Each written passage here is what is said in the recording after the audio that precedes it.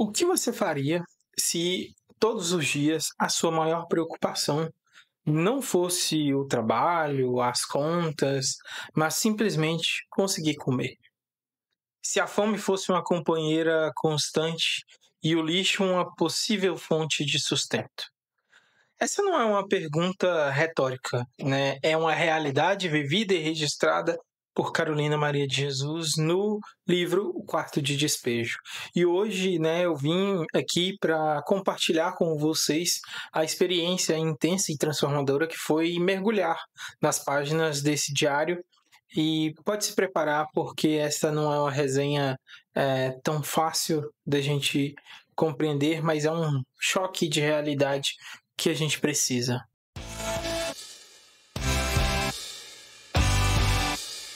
Bom, antes de mais nada, seja muito bem-vindo a mais um vídeo do meu canal. Aqui a gente sempre fala sobre literatura, sobre escrita, trago algumas resenhas de livros, na maioria das vezes, dos livros que eu estou lendo, tá? Mas caso tenha algum livro que você queira também entender e ver antes de você poder comprar ele, eu faço a leitura e compartilho aqui no YouTube. E já te peço também mais uma vez, se inscreve aqui no canal, ative as notificações, porque isso vai me ajudar a continuar com esse trabalho por mais tempo. Primeiramente, a gente precisa falar sobre este livro, tá? Hoje a gente vai falar sobre o livro Quarto de Despejo, né? Que é o Diário de uma Favelada, que é da autora Carolina Maria de Jesus.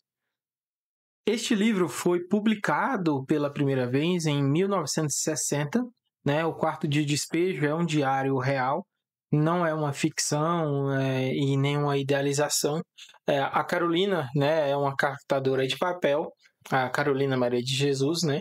Mãe solo de 3 filhos, e registrou o seu dia a dia na favela do Canindé, em São Paulo, entre a época de 1955 e 1959. O título mesmo, né, do livro, ele já é uma metáfora poderosa, né, porque ela via a favela como o quarto de despejo, né, da cidade. Ou seja, o lugar onde você joga o que não se quer mais ver, né, ou o que você não quer mais.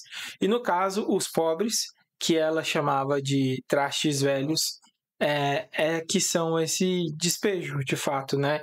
E é um exemplo bruto, né, do que se chama de literatura verdade, né? Onde a autenticidade, o realismo comove muito mais do que um floreio literário. Principalmente porque a escrita, né, do livro, ela não se mantém com tantas regras de português ou de idiomas ou de linguagem, mas deixou a verdade de fato de como foi escrito.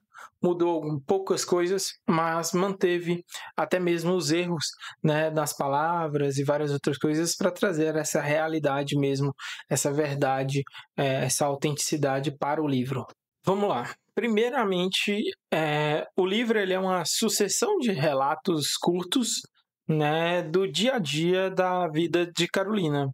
E quando a gente vai ler, o tema mais recorrente mesmo é a fome. É angustiante realmente perceber a quantidade de vezes que ela escreve: hoje eu não tinha o que comer, ou hoje eu não tinha o que dar para comer para os meus filhos, ou realmente ela descrever, né, a tontura, a magreza, a fraqueza pela falta do alimento.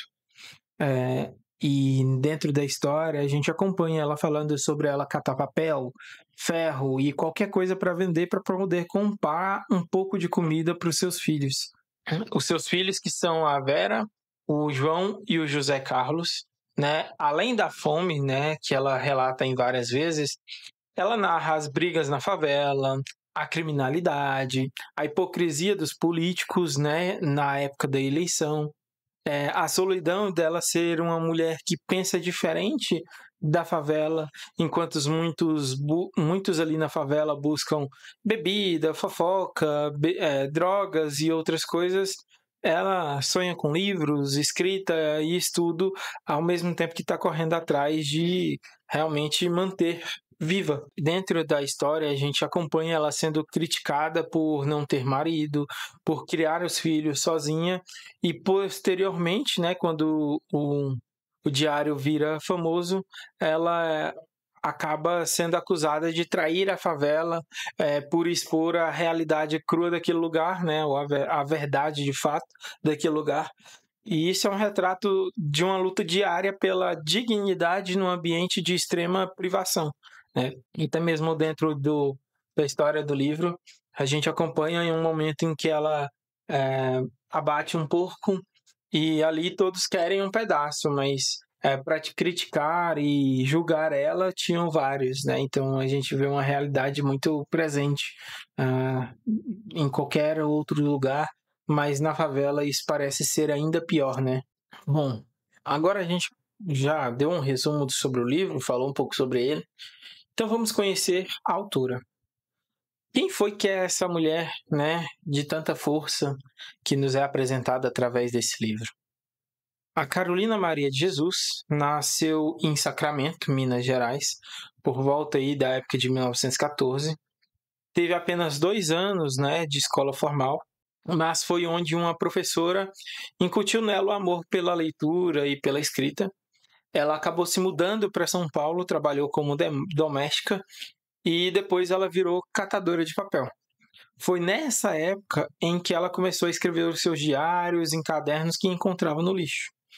Ela mesma diz que quando ela tem uma frase dela que é muito impactante até na entrevista dela, que ela deixa bem no final do livro até, que ela diz o seguinte: quando eu não tinha nada o que comer, em vez de xingar, eu escrevia. Para ver o quanto o amor pela literatura dela era tão presente, né? E quando o repórter, né, Audálio Dantas, descobriu durante uma reportagem na favela, ele ficou impressionado com a força dos textos dela, da realidade, de tudo que ela apresentava nos seus diários e ajudou ela a publicar. O livro em si, né, foi um fenômeno, né, um best-seller, que tirou ela da favela.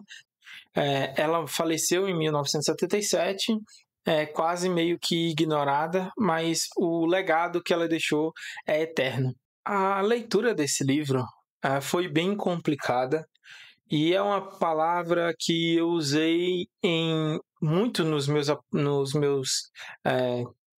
desenhos ali, nas minhas anotações, porque realmente é complicado, porque a gente é forçado, né, durante a leitura do livro, a encarar um Brasil que nós preferimos ignorar, né? A nossa vida privilegiada, onde a comida é certa, e nos cega para uma dor de uma fome que é crônica, que é necessária todos os dias. E, de fato, em muitos momentos eu senti uma tristeza muito profunda ao acompanhar a luta diária por alimento, a angústia de uma mãe, né, tendo que ver que os seus filhos estão com fome e ela não tem como dar.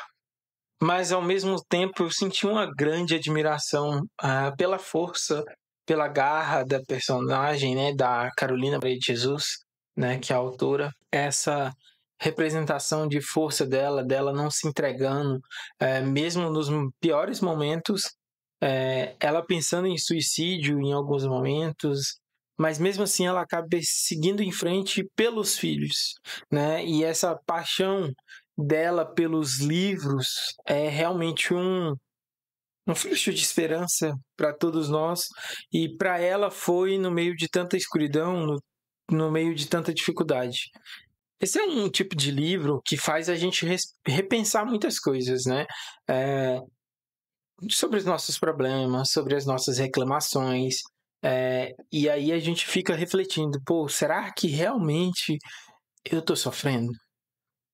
Se a gente for usar de comparação para alguém que às vezes está vivendo uma vida de miséria, assim como ela viveu, seja na favela, seja na rua, será que eu estou sendo tão resiliente como a autora se mostra, pelo menos parte disso? É uma lição realmente de humildade e gratidão, que ela sempre tem durante os seus textos, durante sua escrita. Então, talvez um chamado para que a gente possa começar a pensar de outra forma. E olhando como quem escreve, né, esse livro, O Quarto de Despejo, da Carolina Maria de Jesus, ela é uma aula sobre o que realmente é essencial na literatura. A Carolina, ela não tinha conhecimento suficiente da gramática perfeita ou de construções narrativas elaboradas. E os erros gramaticais estão ali durante a leitura do livro, mas elas só conferem mais realismo, mais força ao nosso texto. E o que importa e o que ela domina com maestria é transmitir esse sentimento. A dor, a fome, a revolta, os raros momentos de alegria, tudo isso é comunicado com uma clareza e autenticidade devastadora, de fato. E ela prova que uma história verdadeira, contada com coração, é muito mais poderosa do que uma técnica mais apurada. É um lembrete de que devemos nos conectar com a emoção que queremos passar acima de tudo.